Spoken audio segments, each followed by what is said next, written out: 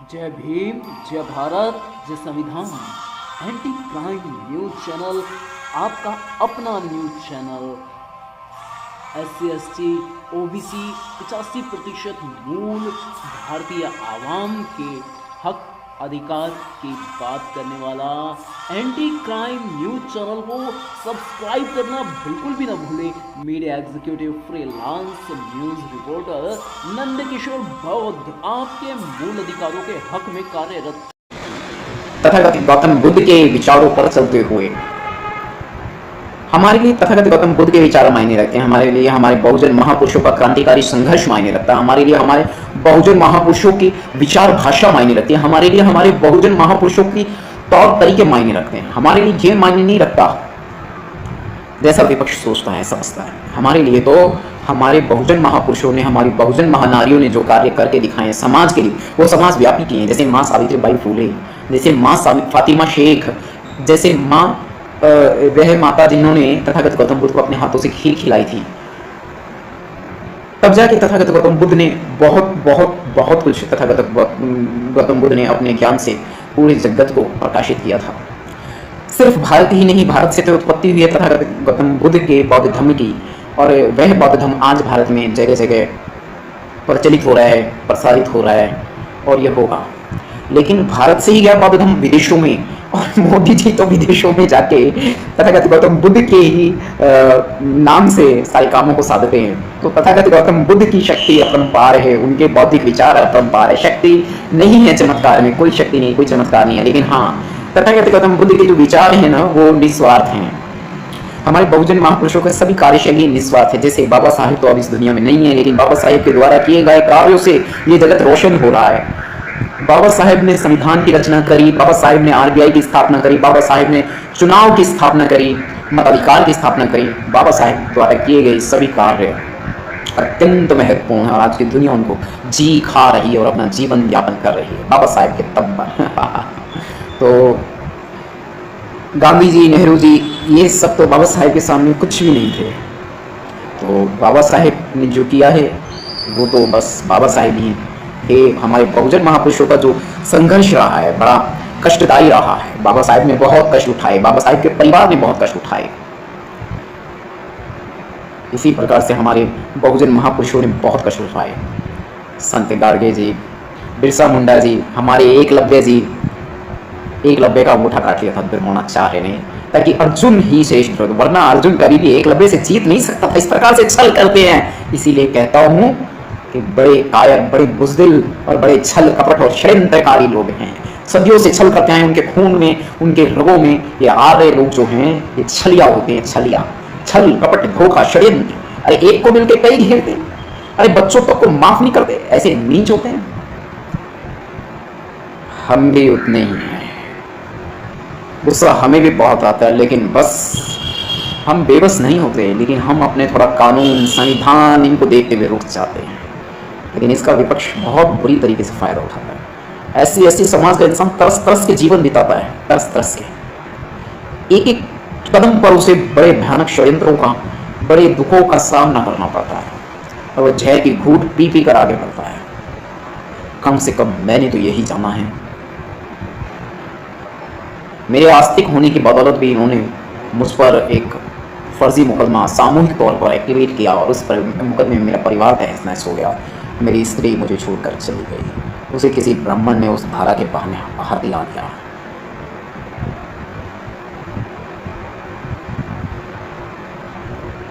तुम चाहे अपनी ताकत किसी भी चीज में समझो, लेकिन इसे मैं बर्बाद कर दूंगा जल्दी ही। और फिर से वही होगा जो मैं चाहता हूँ, और जो मैं 30 साल की उम्र में जो कार्य सारे कर रहा था वो फिर करूंगा, और विपक्ष वर्ग को जेल भेजने का पूरा सफल प्रयास करूंगा, और मैं कामयाब रहूंगा। विपक्ष वर्ग जो चाहता था वो नहीं हो सकेगा। विपक्ष वर्ग को जेल भेजा जाएगा। षड्यंत्रकारी योजनाएं जो उसने मेरे परिवार के खिलाफ खेली हैं, इस दिवस में। साथियों, कितना भी मैं मुस्कुराया हूँ, वीडियो जरूर लंबा बनाया, लेकिन मैंने इसमें हेलो फ्रेंड्स, जय भीम, जय भारत, जय संविधान। दरअसल क्या है, किसी ने बने बनाए खेल बिगाड़े। किसी ने क्या, जातिवाद ने, एट्रोसिटी।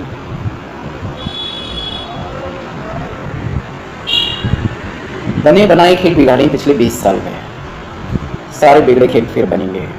जितने भी मेरे बने बनाए खेल, बने बनाए जीवन आयाम, बने बनाए जीवन विकल्प, सब तंग तबाह और बर्बाद किया है विपक्ष वाले ने।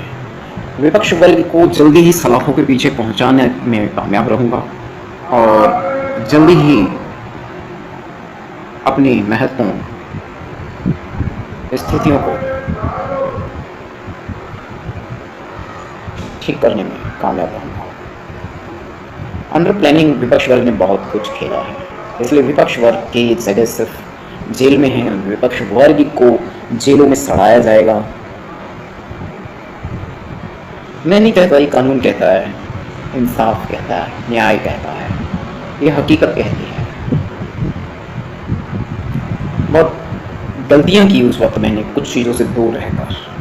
मैं फिल्में नहीं देखता था क्योंकि खुद ही मैं एक बहुत बड़ा फिल्म निर्माता बनने की हैसियत रखता था, लेकिन विपक्ष ने एक हरकत ऐसी खेली कि मेरा सारा उस समय का प्रेजेंट प्रोसेस, आज का नहीं उस समय का, धराशायी हो गया। क्योंकि मैं मन से बहुत ही नाजुक था और विपक्ष ने मार्मिक विषयों पर चोट की थी। मार्मिक आघात किया था। जो मैं थोड़ा रुक रुक के बोल रहा हूँ, थोड़ा धीर हूँ, गंभीर हूँ, वीर हूँ। ये थोड़ी सी, बस कोई डिप्रेशन नहीं है, कोई दुख नहीं है, लेकिन फिर भी काफ़ी तकलीफ पहुँची है। तो मैं अपनी ही फॉर्म में वापस आकर बोलता हूँ, सावधान विपक्ष वर्ग। तो अपने आप को कोई भी नाम दे, कोई भी संज्ञा दे, कोई भी भाषा बोल किसी की भी आड़ ले, किसी की भी ओढ़ ले, ना विपक्ष वर्ग ना। मैं तुझे माफ करने वालों में से नहीं हूँ। ये सब मैंने किसी से सीखा नहीं है। मैंने जिंदगी में गुरु बहुत बनाने की कोशिश करी, लेकिन गुरु बने नहीं और इसकी आवश्यकता भी नहीं थी। हम मूल निवासी हैं और मूल निवासी भी तो फिर मूल निवासी होते हैं। विपक्ष वर्ग की छल प्रक्रिया को ध्वस्त करने में मैं कामयाब रहूंगा। अब तक भी कामयाब रहा हूं, लेकिन कुछ जानकारी के अभाव में मैं धोखा खा गया बहुत ज्यादा। मैं 18-20 साल की उम्र में नास्तिक था, फिर मैं आस्तिक हुआ। 7 साल में आस्तिक रहा, जिसका परिणाम बहुत भयानक हुआ, बहुत भयानक। आस्तिक रहने की वजह से मेरे परिवार के 3 लोग मौत के मुंह में समा गए। मैं फिर से नास्तिक हो गया, मैं बौद्धिस्ट हो गया। बौद्ध धर्म में व्यक्ति को पंचशील के नियमों का पालन करना चाहिए, करना होता है, यह जरूरी है। असल में बौद्धिस्ट वही है। पंचशील के सभी नियमों का पालन तो साधारण मनुष्य के लिए बस में नहीं है, लेकिन बस यही है कि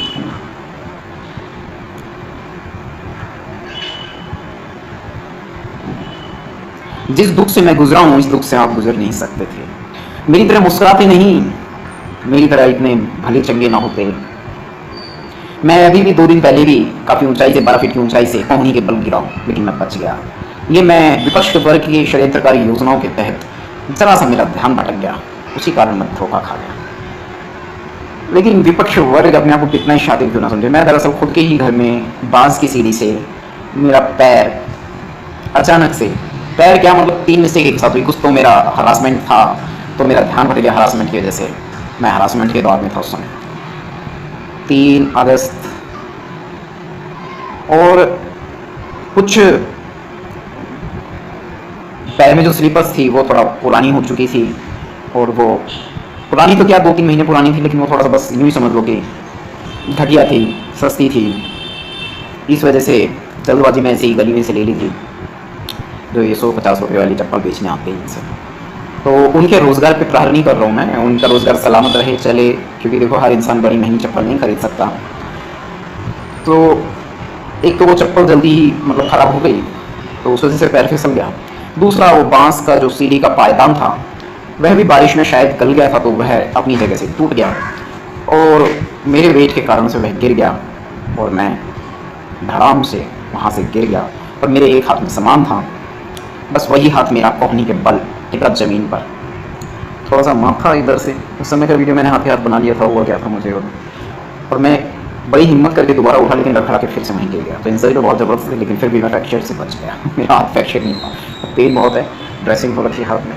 ये एक्सरे वगैरह करवाया तो एक्सरे रिपोर्ट में तो यह आया कि भाई फ्रैक्चर तो नहीं हुआ हाथ का।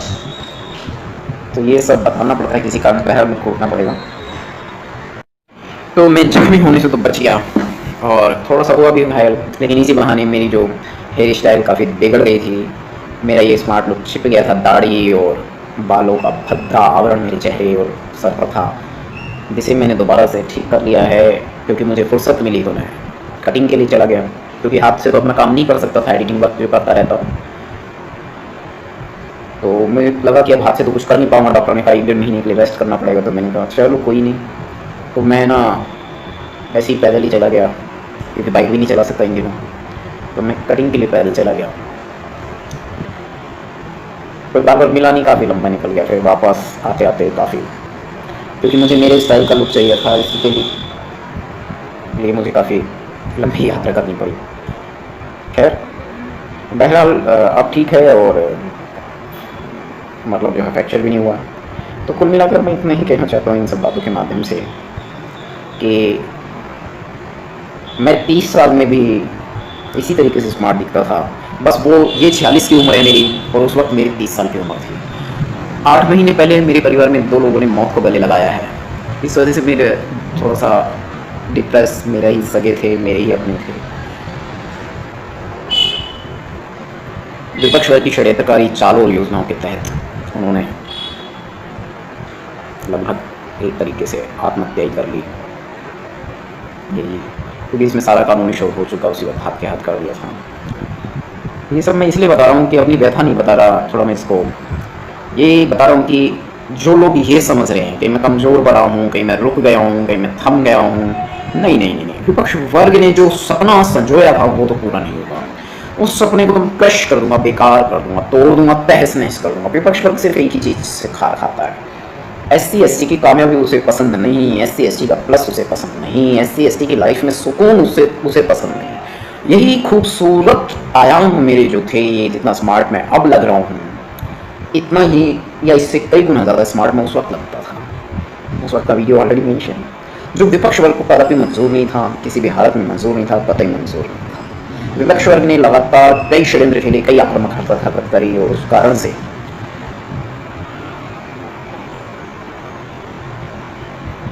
दरअसल मेरी विधाता, मेरी पत्नी मुझसे दूरी बनाकर चली गई। ऐसे में 2 नन्हे मासूम बालकों को मेरे पास छोड़ गई।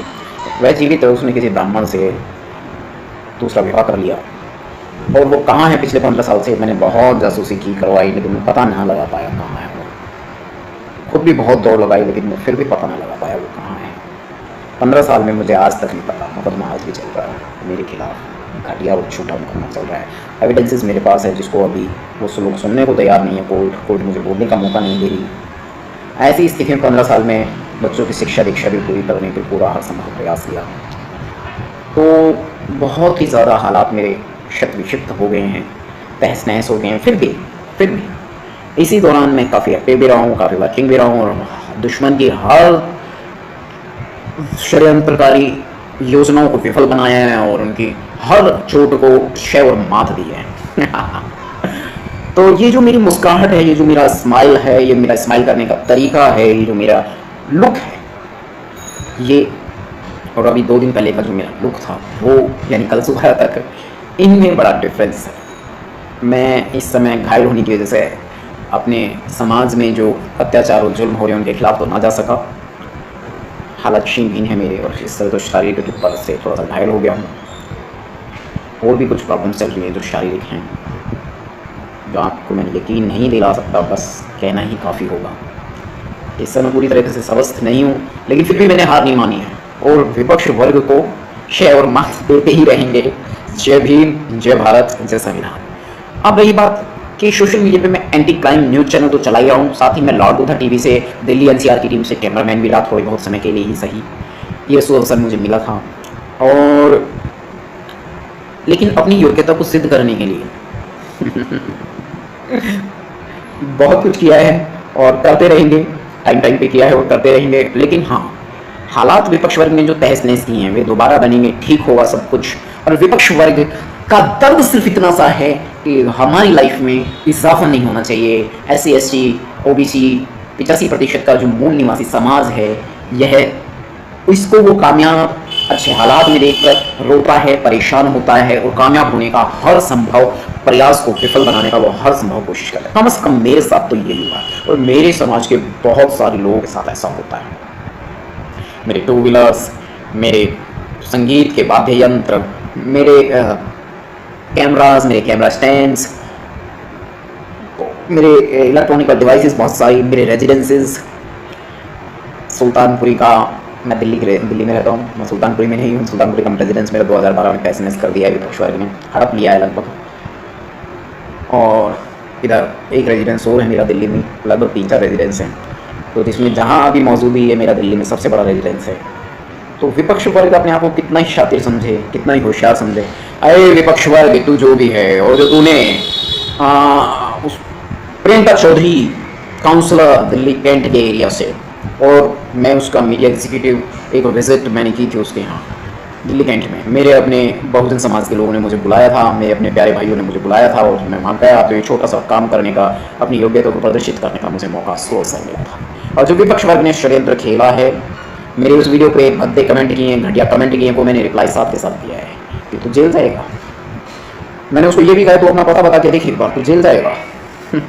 इसी प्रकार से मेरा विपक्ष वर्ग, ऐ मूर्खो, ऐ धूर्तो, ऐ षड्यंत्रकारियों, मैं तुम्हारी तरह स्क्रिप्ट पढ़कर या कैमरा स्टैंड पर लगाकर नहीं बोल रहा हूँ।